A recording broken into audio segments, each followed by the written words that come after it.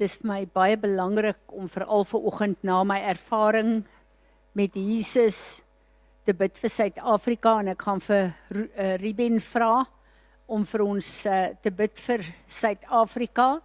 Maar voor ons dit doen, wil ek kom en ek wil vra elke een wat siek is. Die Here sê hy het vir ons hierdie wonderlike salwing gegee, maar hy sê kom en lê hande op die siekes en bid vir my genesing, dat die genesende krag van Golgotha ontsluit kan word in elke een se liggaam. So ek wil vanoggend, Isaan, jy kom asseblief, Santjie, elke een wat sukkel met goed in hulle liggaam, kom vorentoe, dat ons gehoorsaam is aan die God van aan die woord van God, en hy is die geneesheer. Ons moet hom net gehoorsaam.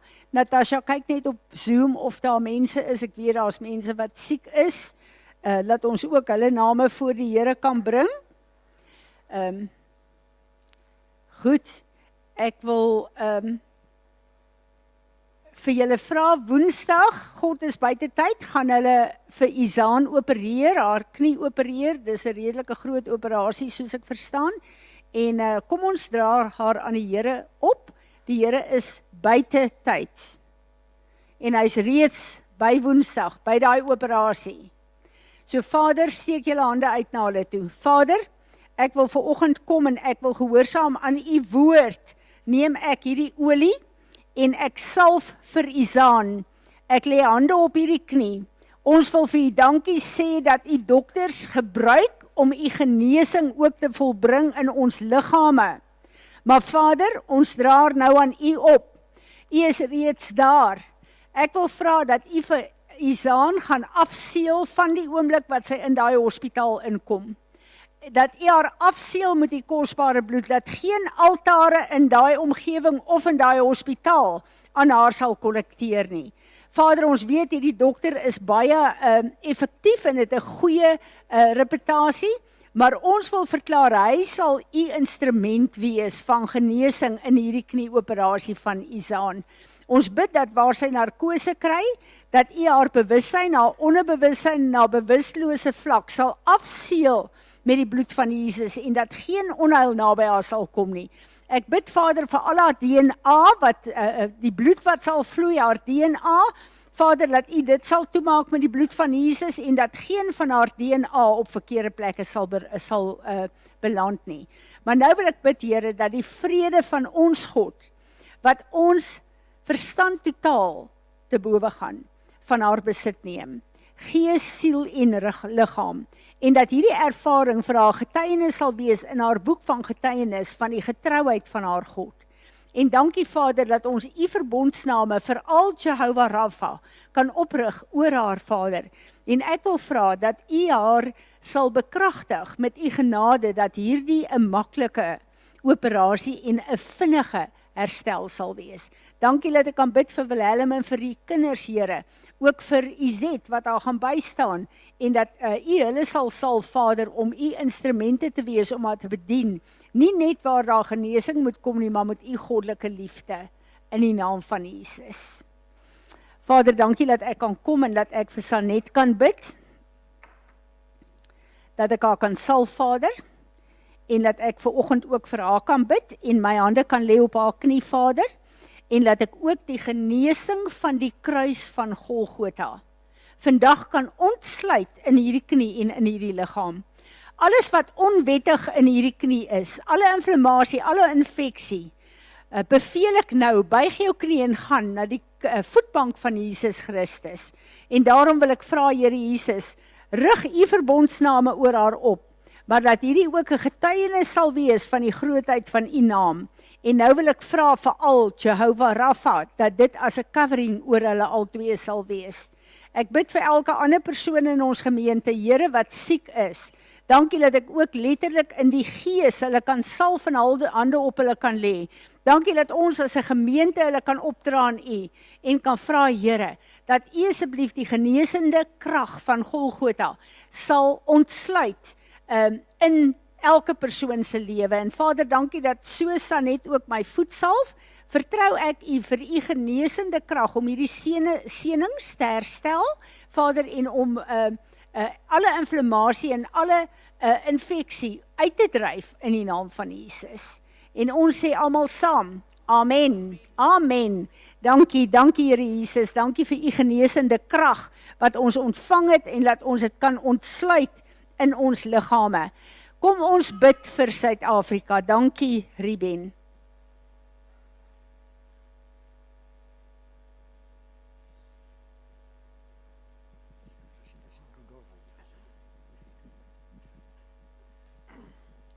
Ons Hemelse Vader, ons kom vanmôre in. Ons kom sit hierdie mooi land Suid-Afrika voor U. Here, as ons luister na die nuus en hoor hoe deurmekaar ons land eintlik is, dan kan ons net kom, Here, en vra, wees hierdie land genadig. Wees elke volk en elke groep mense genadig.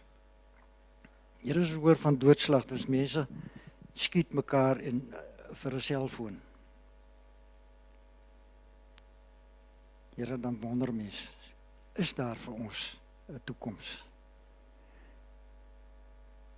Maar Here, ons kom vanmôre in en ons kom humble ons voor U vir ons land. Bid, Here, dat U sal ingryp, dat U hierdie deurmekaar spel wat U sal verstaan, want ons verstaan dit nie. Dat U dit kan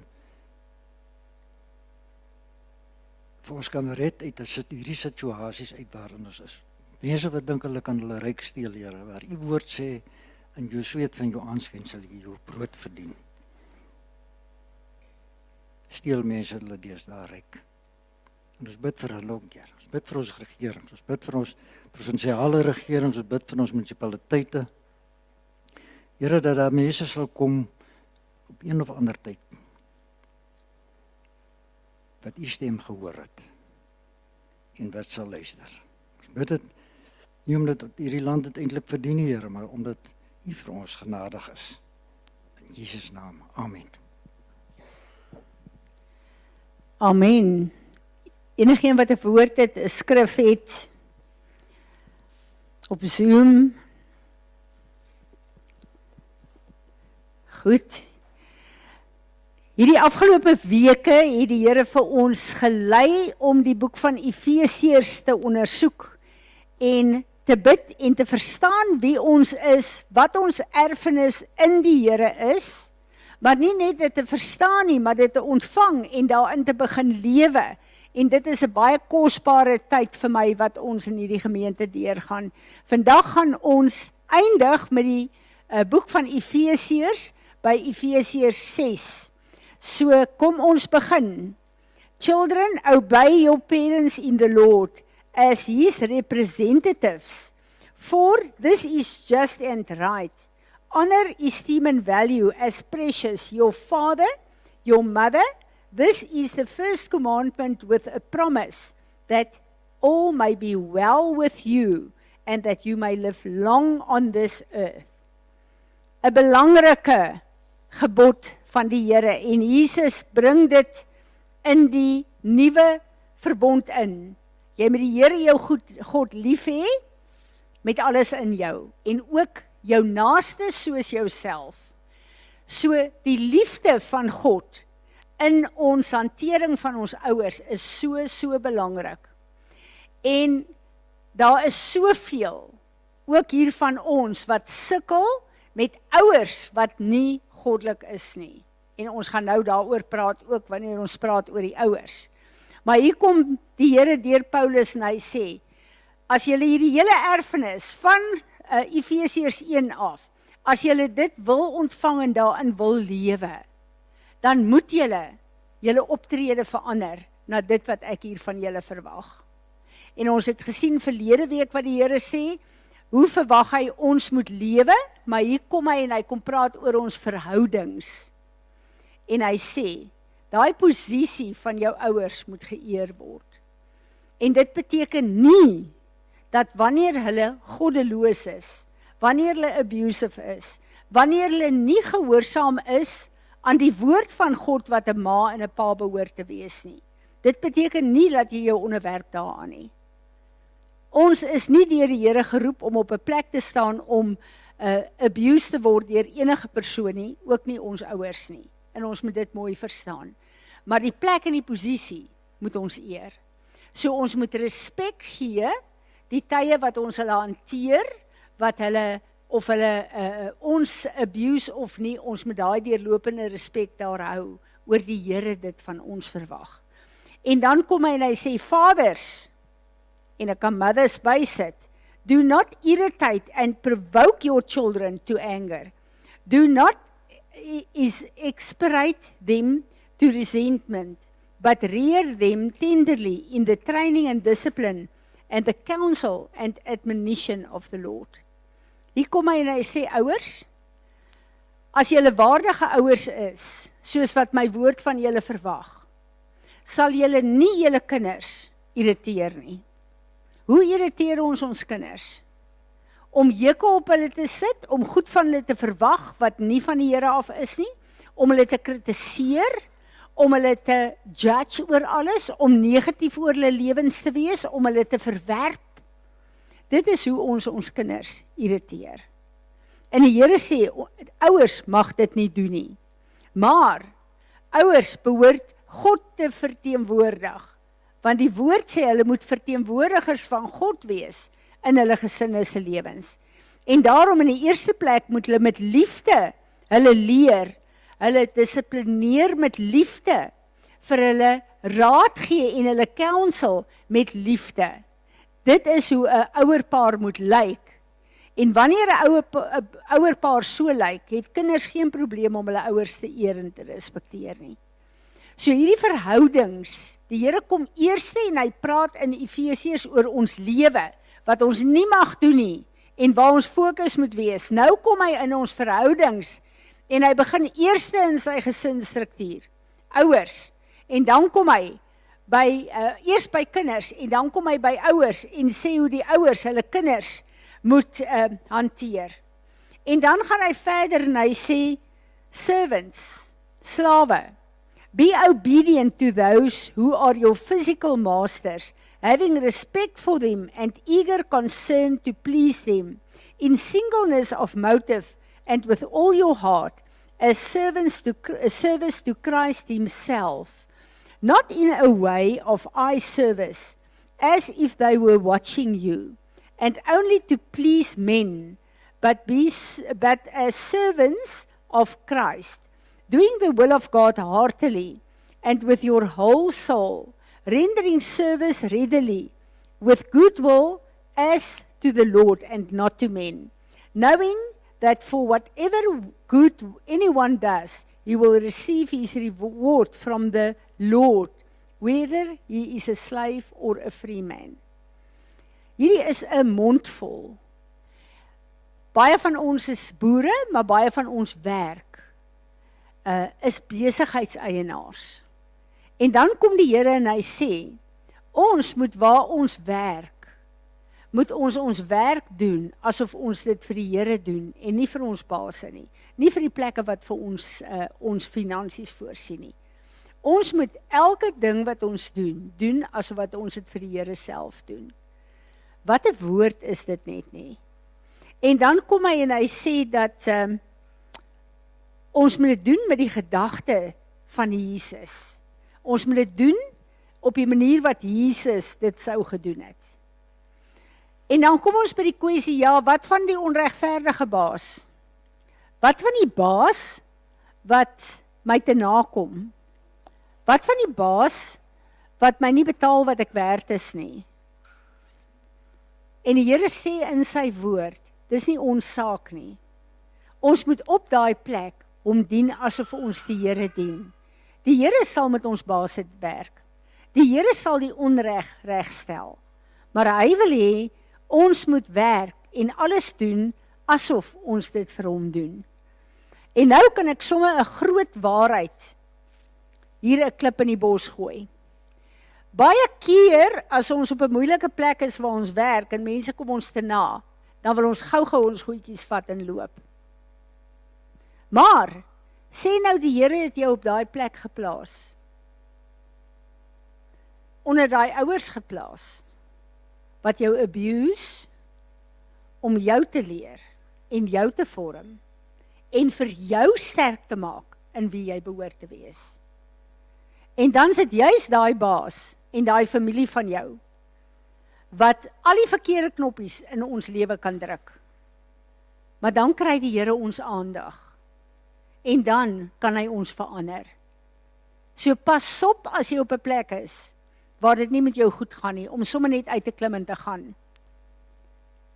As ons nie in God se wil en se tyd bly nie, raai wat gebeur, jy sal een werk verlaat, oor een probleem en 'n ander werk instap, en dieselfde probleem sal jou net volg, totdat ons deurgebreek het, en die lesse en die wysheid van die Here geleer het. Verhoudings is baie, baie belangrik. Dan kom hy en hy sê, Masters, act on the same principle toward them, and give up threatening and using violent, abusive words, knowing that he who is both their master and yours is in heaven, and that there is no respect of persons, no partiality in him. Onthou julle waar Paulus moes skryf vir die slaaf se meester, en sê, ek wil asseblief hê, jy moet hom vergewe, jy moet hom vryspreek oor hy weggeloop het, want hy is nou 'n broer in Christus van jou. Baie van die werkers is kinders van die Here, en ons behandel hulle minderwaardig. Ons behandel hulle nie as mense wat wedergebore is en die Gees van God in hulle het nie. Ons is nie regverdig teenoor hulle nie. Dieselfde Gees wat in ons woon in hulle. En die Here sê, pas op, hoe julle werksmense hanteer. Want hulle is deur God geskape, en in ons moet hulle sien, hoe lyk die God wat hulle versorg. En dis vir my 'n baie, baie harde woord hierdie. Sien ons werkers in ons lewens, die God wat ons en hulle dien. Sien hulle sy regverdigheid, sy liefde, sy omgee.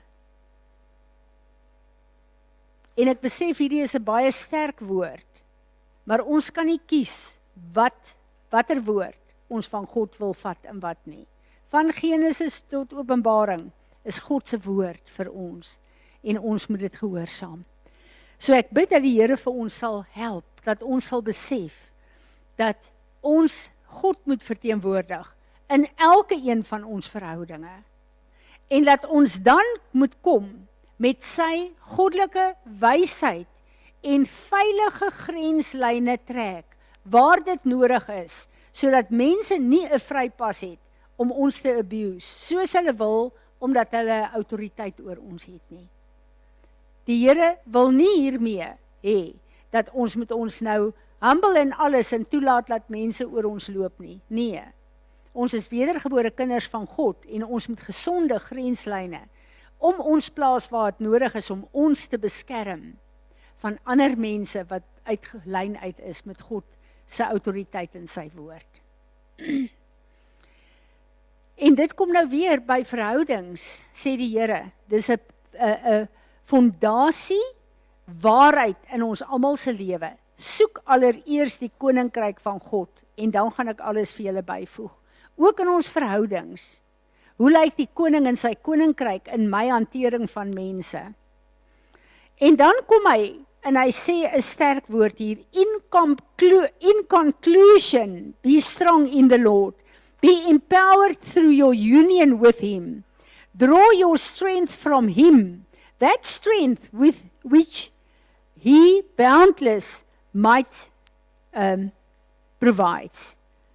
Hy kom en hy sê hier die hele boek van Efesiërs, as ons nou hier gekom het, met alles wat ek vir julle geleer het hier, nou kan jy sterk staan in die Here. Nou kan jy hom toelaat om jou te kom bekragtig, om te doen wat hy in jou lewe moet doen.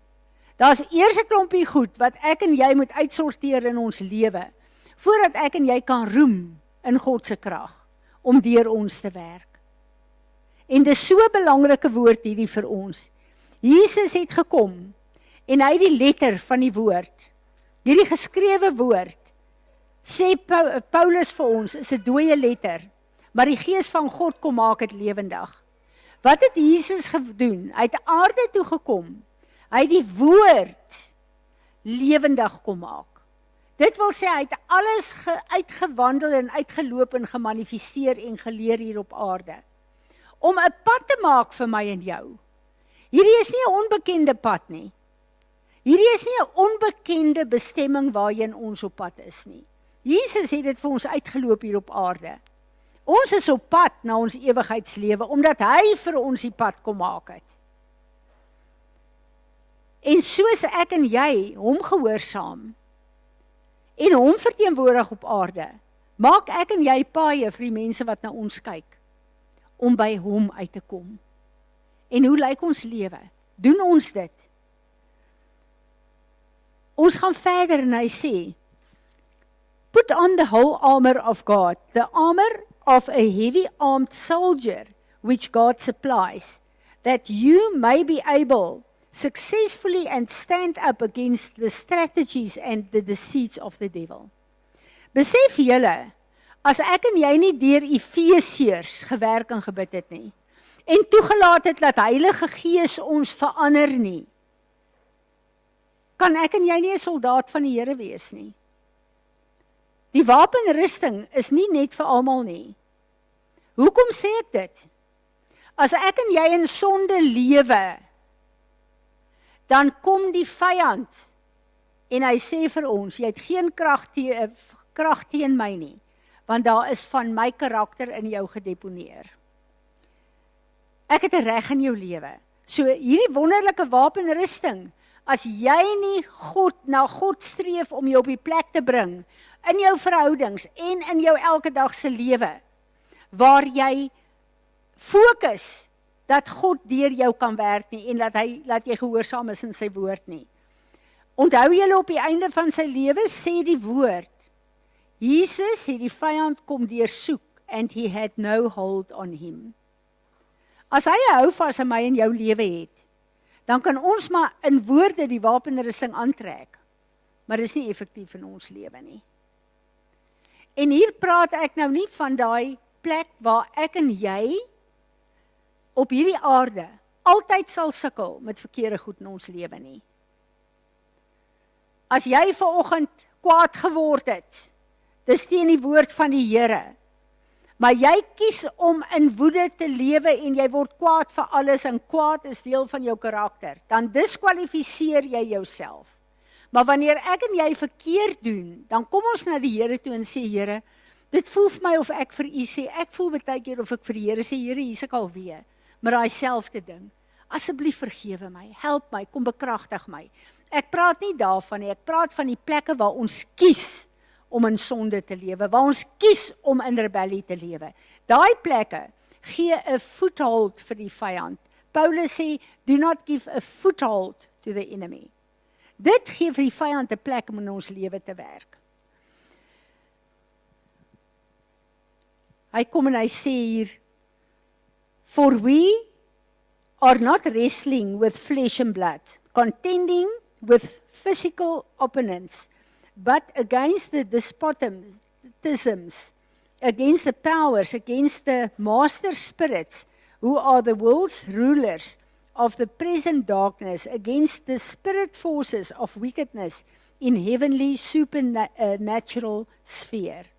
Therefore put the complete armor of God on, that you may be able to resist and stand your ground on the evil day of danger, and having done all the crisis demands, to stand firmly in your place. Stand therefore, hold your ground, having tightened the belt of truth around your loins.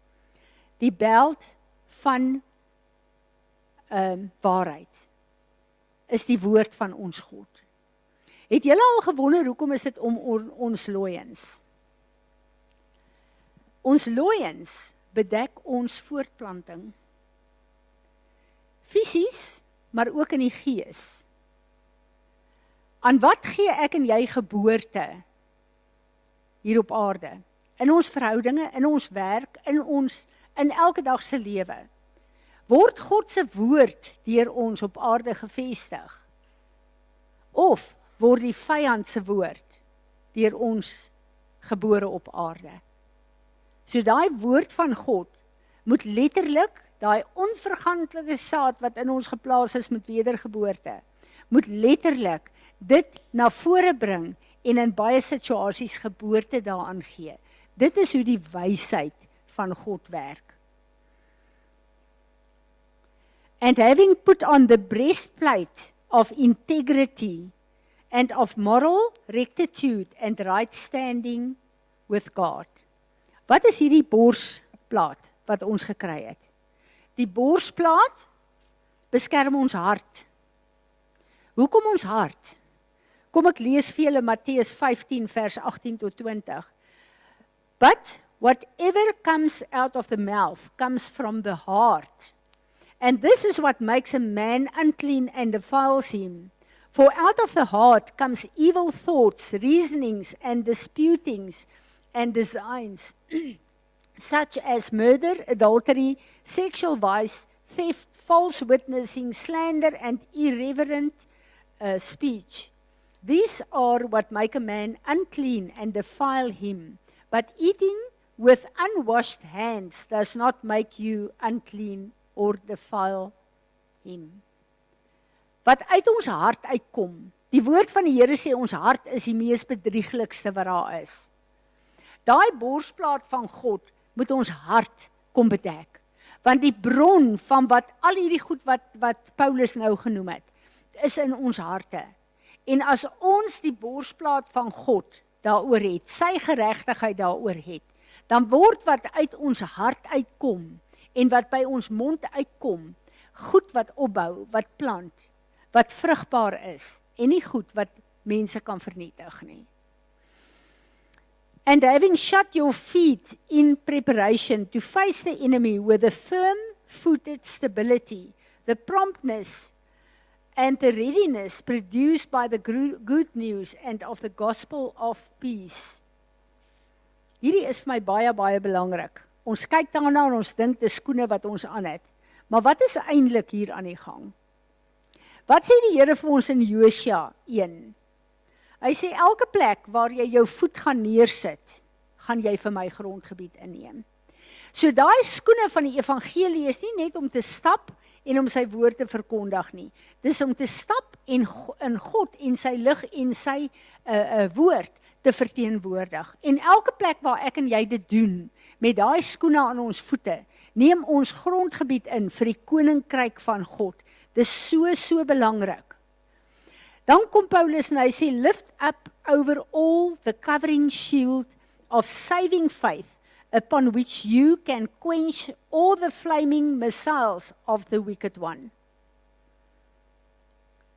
Wat is hierdie? Hierdie is in daai moeilike situasies veral, waar ek en jy net kom in geloof en sê, ek glo in God.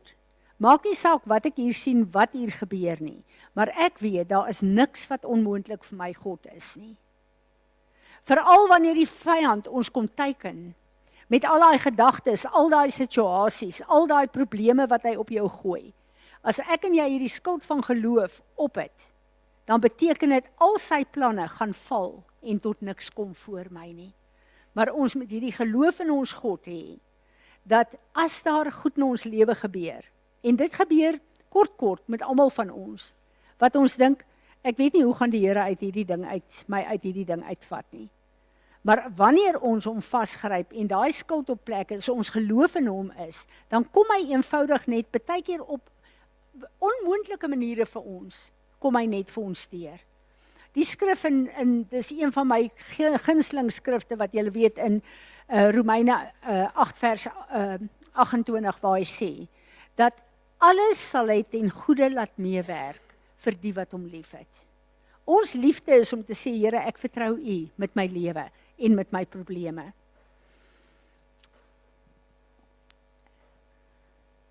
And take the helmet of salvation. Hierdie helmet of salvation is my so belangrik, Want dit beteken dat ons hierdie gedagtes, al hierdie aanvalle van die vyand, al hierdie stemme, neem ons gevangene in ons kop. En ons maak dit gehoorsaam aan die Here. En ons vra vir die Here elke keer, Here, wat is u planne? Wat wil u hê moet ek doen in hierdie situasie, in hierdie, dis een van die goed wat vir my wonderlik is, wat ek by Laura geleer het. Here, wat is die skrul van die plek waar ek hier moet gaan bedien? Vra die Here se gedagtes, die Here se wysheid. En as ek dink aan Dawid het nie een geveg, voor hy gesê het, Here, gee vir ons die strategie nie. En dit is waaroor die helm van verlossing gaan. God se wysheid wat ons gedagtes kan rig om te doen wat hy wil hê ons moet doen. Al daai plekke waar ons probleme kry en ons eie intellek en ons eie wysheid en ons eie vermoëns na vore wil bring. Dit werk nie. Ons moet sorg dat God sy wysheid in ons ontsluit, want ons het sy helm van verlossing op ons kop. En dan 'n baie belangrike ding, kom hy en hy sê, pray at all times, on every occasion, in every season in the Spirit, with all manner of prayer and entreaty. To that end, keep alert and watch, with strong purpose and perseverance, interceding in behalf of all the saints, God's consecrated people. And pray also for me, that freedom of utterance may be given to me, that I may open my mouth to proclaim boldly the mystery of the good news, the gospel for which I am an ambassador on this earth. Hierdie is my so belangrik dat Paulus kom en die wapenrusting, se belangrikste wapen, word nooit genoem as ons praat oor die wapenrusting van God nie. Gebed. Gebed is die kragwapen wat God vir ons gegee het. Dit is die krag van God wat ons konnekteer met die Here, sodat hy deur ons kan praat en deur ons kan vloei. Wanneer ons bid, kom die Here en hy praat deur ons, hy gebruik ons mondstuk, Jeremia 19 vers 15, as sy mondstuk, en hy spreek sy woord deur ons in 'n situasie. Dis hoekom dit so belangrik is om te bid en te sê, Here, wat is u woord? Wat is u skrif vir hierdie probleem wat ek nou het? En die oomblik as ons dit uitspreek, dan sê Jesaja 55 vers 12, my woord wat uit jou mond uitgaan sal nie leeg terugkeer nie. Het sal bereik presies waartoe ek het gestuur het. Wat 'n krag het ons net nie in gebed nie. Wat 'n krag het ek en jy in gebed. En dan kan ons gaan na Matteus 6 toe, waar die Here gekom het en gesê het dat ons bid en vas. Dit is die manier om te bid. Jy kan nie bid sonder vas, om te vas nie. Vas en gebed gaan saam. En dis die manier wat ek en jy kom, dis 'n offer wat ons vir die Here bring, maar dit is 'n oorlog wat ek en jy vier. En hierdie wapen bring absoluut vernietiging in die kamp van die vyand. En ons moet dit weet. En wat vir my so wonderlik is dat God se woord wat in my en jou is, het 'n vryheid. Dit kan nie in kettinge gebind word nie. Paulus het in hierdie tronk gesit. En hy sê daar in 2 Timoteus 2 vers 9, for the gospel, I am suffering affliction, and even wearing chains like a criminal, but the word of God is not chained or imprisoned. Ons moet besef dat die woord van God het 'n vryheid. Niks en niemand kan sy woord keer en beperk nie. God se woord het 'n vryheid in die heelal. En dit wat hy vir ons gee om te bid en uit te spreek, het 'n krag in ons eie lewe, maar ook in ons gesinne en in ons omgewing. Ek sluit af en hy sê, now that you may know how I am and I am doing. Tychicus, the beloved brother and faithful minister in the Lord, and his service will tell you everything. I have sent him to you for this very purpose, that you may know how we are, and that he may console and cheer and encourage and strengthen your hearts. Peace be to the brethren. and love joined with faith from the Father, God the Father, and the Lord Jesus Christ the Messiah, the anointed one. Sy liefde en sy vrede is ons krag hier op aarde. Amen. Amen. Enigeen wat 'n woord het, skrif het, iets wil byvoeg.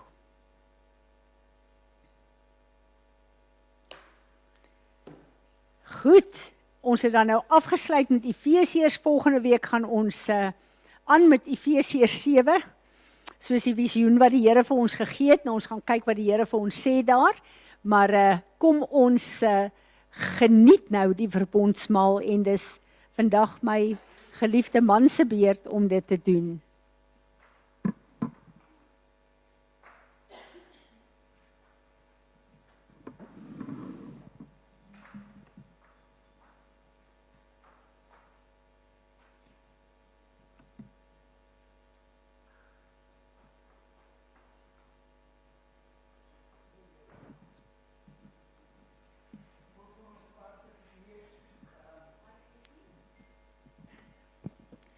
Ek wil graag 'n paar verse lees uit Jesaja 55. Wait and listen, everyone who is thirsty. Come to the waters, and he also who has no money. Come buy priceless spiritual wine and milk. Without money and without price, simply for the self-surrender that accepts the blessing. En dan hier in Jesaja 56, thus says the Lord, keep justice, do and use righteousness, conformity to the will of God, which brings salvation. For my salvation is soon to come, and my righteousness and justice to be revealed.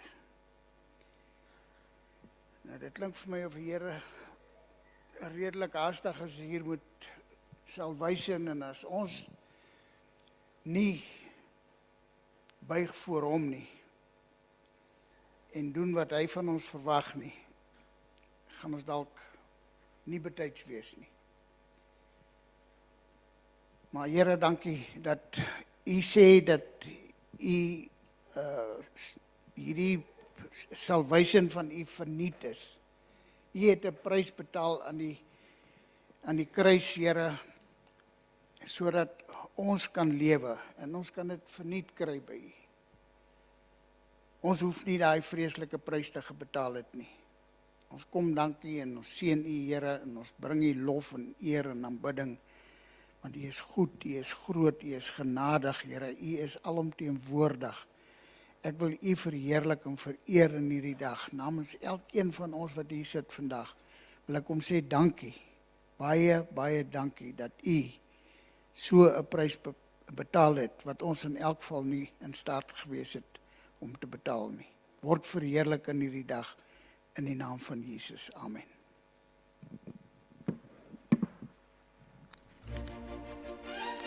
I was reading the story, Zabaraba and Yesu.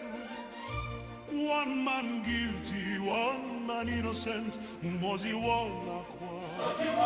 The crowd was shouting, said Barabbas free. And I asked myself a question, why said Barabbas free? Why free the guilty man? Why kill the innocent one? Then I realized, Dinazindikira, Barabbas was me, Barabanaline. I was the guilty one. Sumuna tenga maloanga. Barabbas was me, Barabanaline. You took my place. Yes, Muna tenga maloanga. Barabbas was me, Barabanaline. You Munatenga maloanga.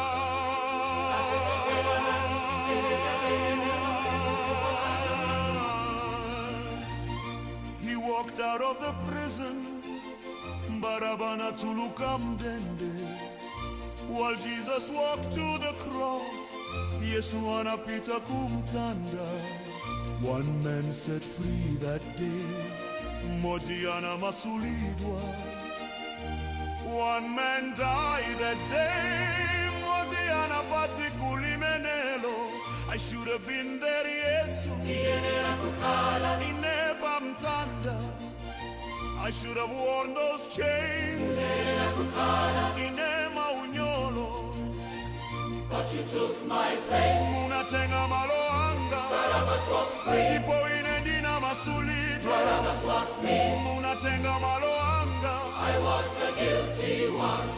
Inendina liwolagwa. You took my place. Yesu munatenga maloanga. But you took my place. My place. Yesu.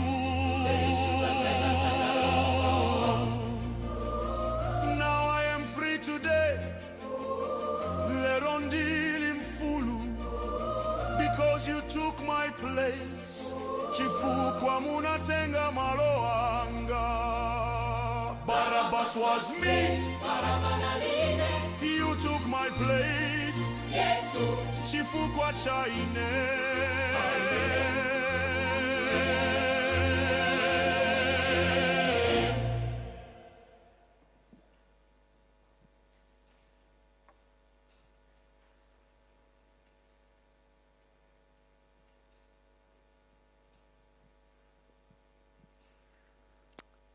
Amen.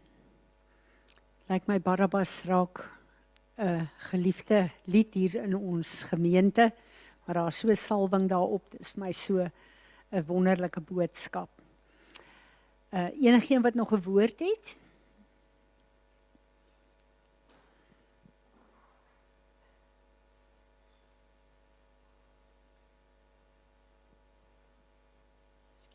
Mosterd na die maal. Dit was net vir my so oulik en ek dink ek kan dit met julle deel.